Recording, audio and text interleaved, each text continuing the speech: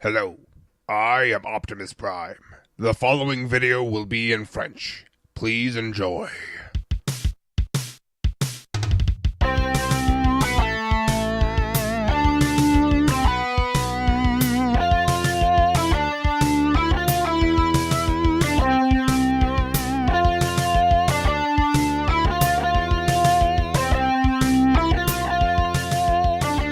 Hey, c'est tous, et aujourd'hui on se retrouve pour un nouveau Lego Former avec Starscream version cybertronienne.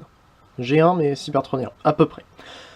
Donc, ce Starscream, je vous le dis tout de suite, va être très compliqué à transformer devant la caméra. Voilà, la transformation est assez originale, j'aime bien, il y a des trucs vraiment sympas, mais ça va être très compliqué. Autre petite chose, il est beaucoup plus joli en mode robot qu'en mode alternatif, alors s'il vous plaît ne partez pas au pire. Au pire, regardez au moins le mode robot si vous n'aimez pas le mode alternatif. Parce que, sérieusement, le mode alternatif n'est pas génial, mais j'ai fait un peu ce que j'ai pu. Voilà. Maintenant que c'est dit, on va pouvoir donc passer à la vidéo normale.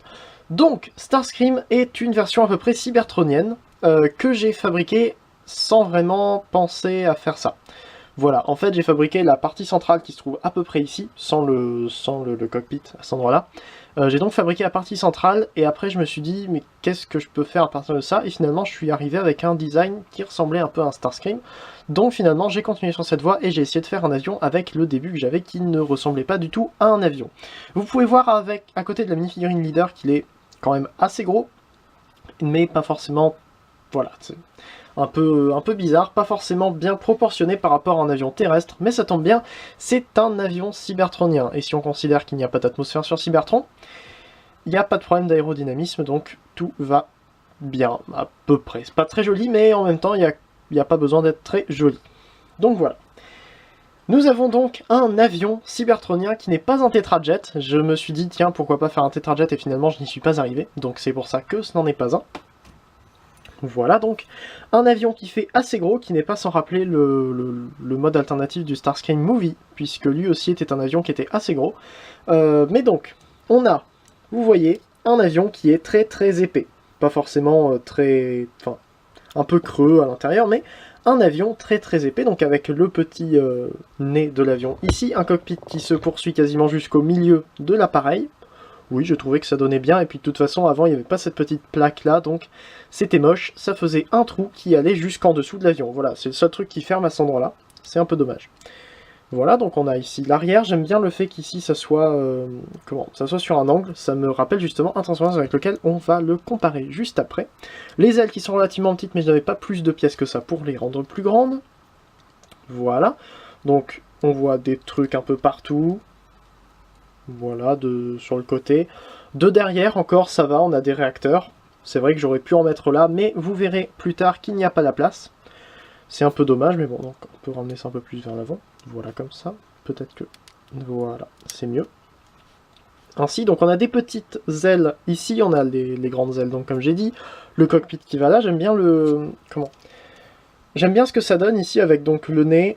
Ça continue comme ça fait encore ça, et après ça remonte jusqu'à cet endroit-là. C'est vraiment un avion qui monte. Ben, c'est pas un tétrajet, mais ça fait très pyramidal. Hein. Quand on le voit comme ça, c'est vraiment un triangle. Voilà. Cet avion est un triangle. C'est assez original, et en plus, ça fait aussi bien le truc triangulaire comme ça, donc... ouais. Bon, pas forcément très joli, je sais. On va donc le comparer avec Skywarp de Fall of Cybertron de Luxe Class, et vous pouvez voir qu'il est plus gros. Il est vraiment plus gros que Skywarp, ça se sentira aussi beaucoup en mode robot, donc contrairement à Skywarp, ici le cockpit est plus en arrière, mais vous verrez plus tard que ça donne mieux, enfin ça donne bien sur le mode robot. Ici donc on a un triangle au niveau des ailerons arrière, ici c'est écarté vraiment vers l'extérieur, c'est différent, mais j'aime bien. Voilà, et comme le Skywarp dessous on a des gros trucs, mais là au moins ça reste relativement propre. Ici ça fait très gros en dessous, donc comme quoi on peut dire que c'est officiel qu'il y ait les jambes en dessous de l'avion et que ça soit moche. Voilà. Donc maintenant on va pouvoir passer à la transformation, et il faut s'armer de courage, parce que tout bouge un peu dans tous les sens. Donc on va commencer par prendre les ailes, d'ailleurs ailes qui peuvent être un peu inclinées comme ça sur le côté. mais ça ne sert à rien pour le moment, ça servira surtout en mode robot. Donc on prend les ailes et on les ramène ainsi, comme ça. Voilà, pour éviter que ça gêne trop. Je vous rassure tout de suite, ça va gêner pendant à peu près toute la transformation et même après. Donc, on prend ces petites ailettes là qui sont sur des ball joints et on les ramène vers l'arrière comme ça pour les rendre un peu moins... pour les mettre un peu moins vers l'extérieur. Ensuite, c'est là que ça va commencer à se détacher à quelques endroits. On va prendre les deux côtés ici et les séparer. Ça tenait simplement par ce picot là qui était à l'intérieur de ceci. Voilà. Et on peut prendre les côtés et les ramener vers l'extérieur. On a donc des pièces ici qui vont bouger ensemble. Vous voyez, ça fait deux axes, tout simplement. On vient prendre les pièces bleues ici, sans les détacher. Normalement, on vient donc ramener le ball joint vers le haut. Ça revient exactement au même endroit. On peut donc prendre cette partie-là et la ramener comme ceci. Et là, c'est quelque chose d'assez sympa, que vous ne voyez malheureusement pas beaucoup. C'est vrai que c'est très compliqué, ça va être très compliqué à transformer. Donc, on prend ce qui va former donc le pied et on ramène par-dessus la pièce ici qui forme la grille. Normalement, ça passe tranquille. Ainsi. Voilà. Comme ça, au moins, c'est fait. On a le pied qui est transformé. Et ça ne nous embêterait plus normalement jusqu'à la fin. Donc comme ça, on ramène. Ainsi, et voilà. Ensuite, on va pouvoir passer dessous. Et bon, vous voyez que d'ailleurs dessous, hein, on voyait directement les jambes et la tête. On va donc pouvoir prendre ces pièces-là. Donc on a un... Attendez, vous n'avez pas beaucoup de luminosité. Donc on a une poutre de deux plots. Donc on va écarter cette partie-là en faisant bien attention. Attendez, je vais remonter la caméra parce que ça va pas être pratique du tout. Ce sera beaucoup mieux. Donc, on vient prendre cette pièce-là et la ramener tant bien que mal un peu sur le côté. On prend au niveau du ball joint ici et on ramène vers le bas, ce qui va nous permettre donc de prendre cette pièce-là et la ramener entièrement à l'arrière. Voilà, pareil ici, on ramène ça vers le bas et on ramène ça comme ceci. Voilà. On peut ramener directement comme ça pour que ça prenne un peu moins de place, on verra après. On prend donc toutes ces pièces là et on ramène comme ça, tout en bougeant le ball joint pour que ça ne gêne pas, comme ceci. Voilà, ce qui écarte en fait la base des hanches à cet endroit là. Et vous pouvez voir ici des pièces rouges qui se dégagent. On peut prendre donc la pièce qui est ici au milieu, qui est la tête, et on la ramène vers le haut, comme ceci, entièrement. On prend le nez, et on le ramène comme ça sur un premier axe, et comme ça sur le deuxième, jusqu'à le ramener complètement dans le dos. C'est possible que cette pièce-là tombe, c'est normal, elle reviendra exactement au même endroit après.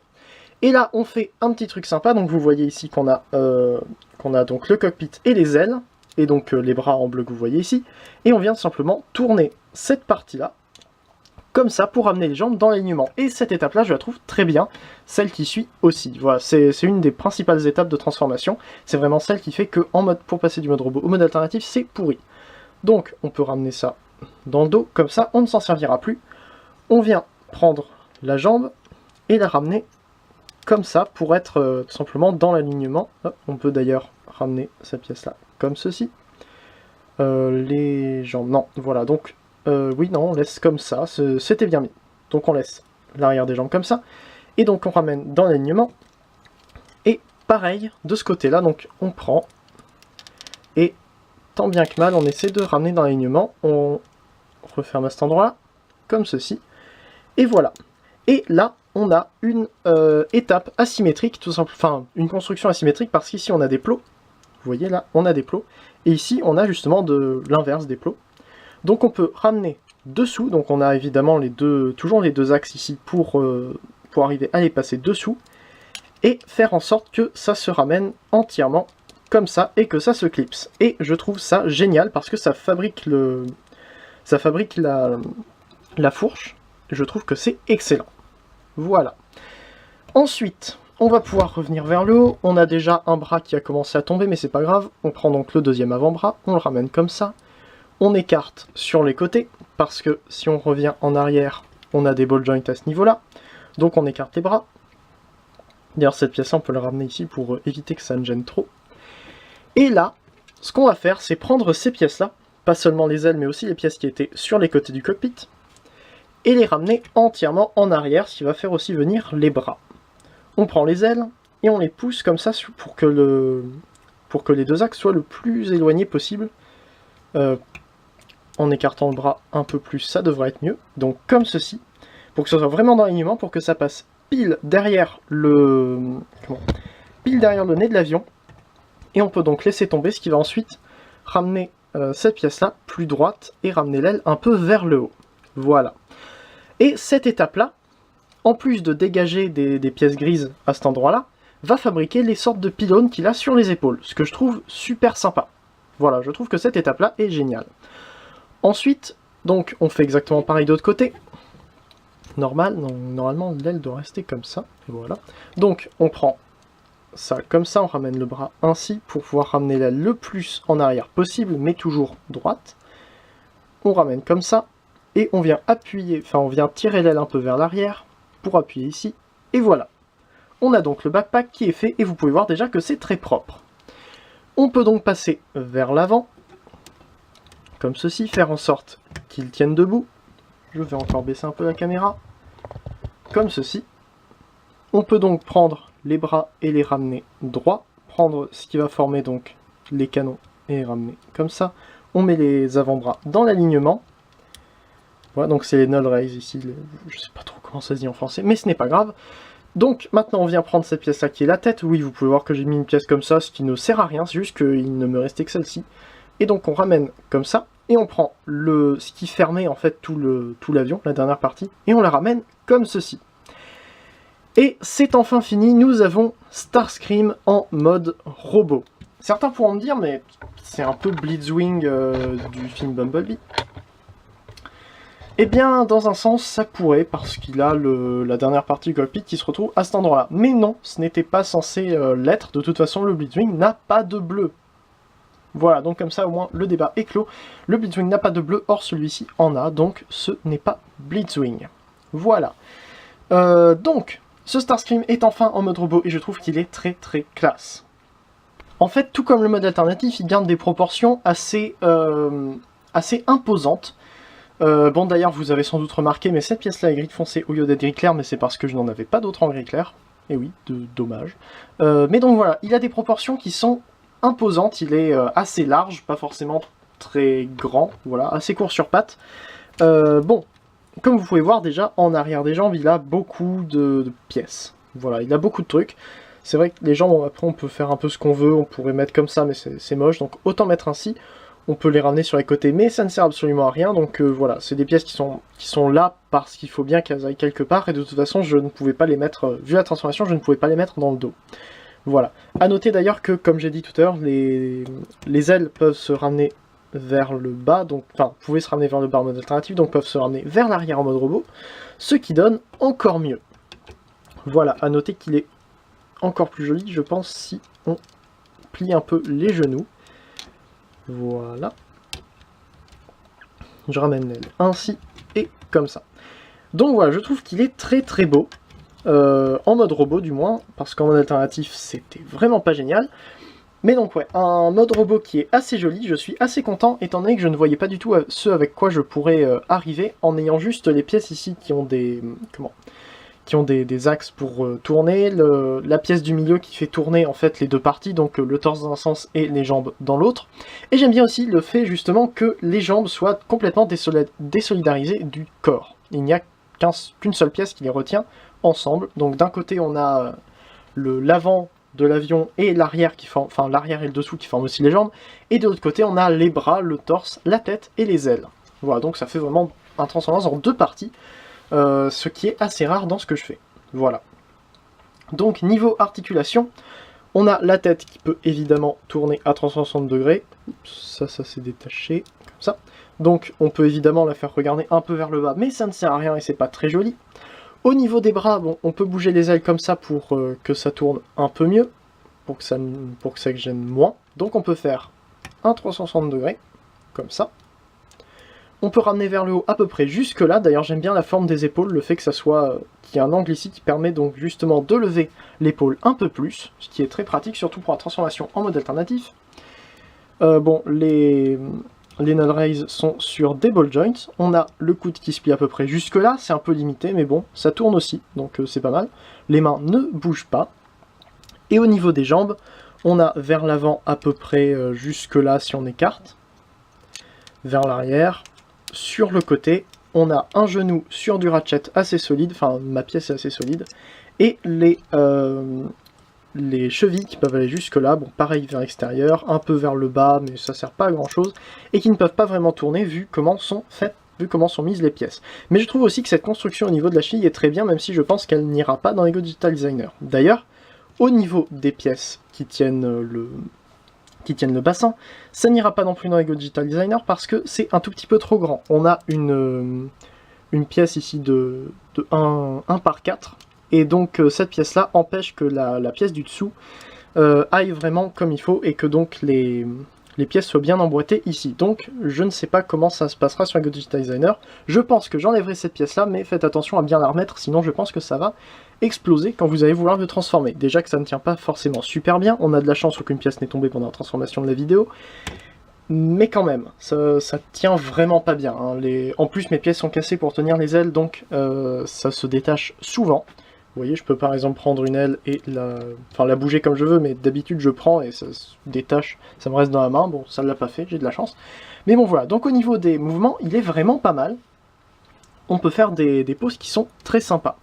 Pour la comparaison avec donc Skywarp Deluxe, vous pouvez voir qu'il est gros. Skywarp n'est pas un très grand Deluxe, c'est vrai que par rapport à certains, il est un peu petit, mais par exemple, à côté du Studio Series Bumblebee, vous pouvez voir qu'il est déjà très grand. D'ailleurs, ça pourrait presque faire un Blitzwing du film Bumblebee. Je dis ça, je dis rien. Donc oui, vous pouvez voir que Starscream est un gros Deluxe, ou alors un tout petit Voyager, si je dois comparer avec le Studio Series Optimus Prime, qui n'est pas un très grand Voyager. Vous pouvez voir que ça fait la même hauteur, donc ça pourrait presque être un Voyager. Voilà, pourquoi pas. Mais bon. Voilà, donc, perso j'aime bien cette construction, elle était assez intéressante à faire, même si très galère pour passer d'un mode à l'autre à chaque fois qu'on rajoute une pièce. C'est pas génial, mais bon. Au moins, j'en suis content, dites-moi ce que vous en avez pensé en commentaire. Notamment, les trucs que j'aime bien, c'est le fait donc qu'on ait un torse assez propre, enfin que l'avant soit assez propre, que l'arrière soit lui aussi assez propre, malgré des jambes qui, elles, ne sont pas très belles, mais quand on le regarde juste de dos comme ça, je vois mal comment on pourrait dire que c'est moche, si on oublie les jambes. Voilà, bref. Donc dites-moi ce que vous en avez pensé en commentaire, n'hésitez pas non plus à vous abonner si ce n'est pas déjà fait, par exemple. N'hésitez pas à faire un tour sur le forum transformersaffaires.com, n'hésitez pas non plus à aller voir les chaînes des vidéos à se transformer qui se trouvent juste après, ou juste en dessous en description. Puis j'imagine que c'est à peu près tout ce que j'avais à dire pour cette vidéo. Normalement je devrais essayer de faire un modèle Lego Digital Designer pour lui, mais je ne suis pas sûr, il faut encore que je le fasse, donc voilà. Demandez-moi, je vous dirai si c'est possible ou pas, si vous avez envie de le monter vous-même. Donc, on devrait normalement se retrouver la semaine prochaine pour une prochaine vidéo. C'était Leader, Fanformer un jour, Fanformer toujours, allez salut. Je viens de me rendre compte que j'avais oublié de faire la comparaison avec la mini-figurine, donc voici, vous pouvez voir que évidemment il est grand. Et donc oui, je pense que si je fais un modèle sur Lego Digital Designer, vous aurez peut-être des rendus studio de ce qu'il donne en Skywarp, Thundercracker, et peut-être avec d'autres ailes pour faire Dirge, Thrust et Ramjet. Voilà, donc restez encore un peu. J'espère que je vais pouvoir vous proposer ces autres versions du modèle Lego. Voilà. Petite mise à jour donc sur le Lego Farmer Starscream. Donc oui, donc la vidéo n'est toujours pas finie. J'ai mis sur LDD la version Starscream de base, et donc ici je suis en train de travailler sur les Coneheads. Donc j'ai déjà fait Thrust, mais je n'ai pas fait de petites mises à jour dessus, simplement parce que c'est juste les ailes qui changent, c'est pas non plus extrêmement intéressant. Ici j'ai fait quelques changements autres, donc vous pouvez voir la tête, la tête qui est modifiée. D'ailleurs oui, donc juste après ça je mettrai tous les rendus studio ou Lego Digital Designer, c'est plus court à faire. Des Seekers, donc Starscream, Thundercracker, Skywarp, des Coneheads, donc avec Ramjet, Thrust et Dirge, et Rainmakers, enfin si j'en fais d'autres, parce que pour le moment j'en ai que 2, je crois. Donc voilà. Et ensuite je mettrai aussi mes propres personnages. Et donc ici c'est un de mes propres personnages à cet endroit-là, donc vous pouvez voir que c'est différent, c'est devenu asymétrique. Il s'agit de Hurricane, le Seeker sans aile. L'histoire est un peu complexe, je la laisse pour plus tard. Et donc, ici nous avons un mélange entre Dirge et Ramjet. Donc, passons à l'arrière. On a donc Dirge qui est là, et Ramjet ici. Pourquoi c'est pas symétrique au niveau du personnage que ça représente? Tout simplement parce que je l'ai fait symétrique au niveau du mode alternatif. Et comme vous avez vu dans la transformation, le mode alternatif, enfin l'avant va tourner, enfin, le haut va tourner par rapport au bas, ce qui fait qu'évidemment les ailes sont inversées. Donc, concernant Dirge, on a la petite aile à cet endroit-là, et comme vous avez vu par rapport à la transformation, la grande aile, donc l'aile arrière, se retrouve à cet endroit-là. En fait, elle est donc pas exactement comme ça, mais un peu, juste comme ceci. Alors, l'aile n'est pas comme ça, hein. Cette pièce-là, c'est juste parce que j'avais besoin de celle-ci pour mettre sur le côté ramjet. Mais donc voilà, normalement, on a une aile comme ça qui est assez grande, qui est en fait quasiment la même aile que pour les Seekers de base. Et donc, elle est toujours sur ball joint, on doit juste la prendre et la ramener comme ceci. Voilà. Pour ensuite faire la jambe comme elle doit être normalement. Mais le truc c'est que ça va quand même très loin. Ça va beaucoup plus loin que les jambes normales, et déjà que les jambes normales étaient quand même très épaisses. Voilà. Et sur Ramjet, c'est pire. Parce que l'aile est plus grande à l'arrière.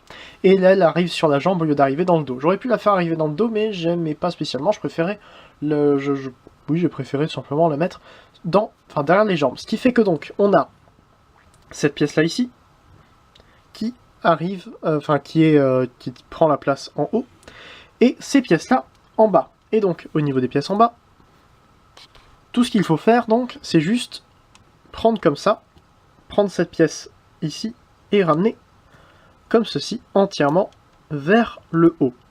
Ce qui va donc former une aile beaucoup plus grande. Il faut quand même sur Lego Digital Designer que je rajoute des pièces ici pour faire vraiment un réacteur à cet endroit-là, ainsi que, évidemment, les vraies couleurs.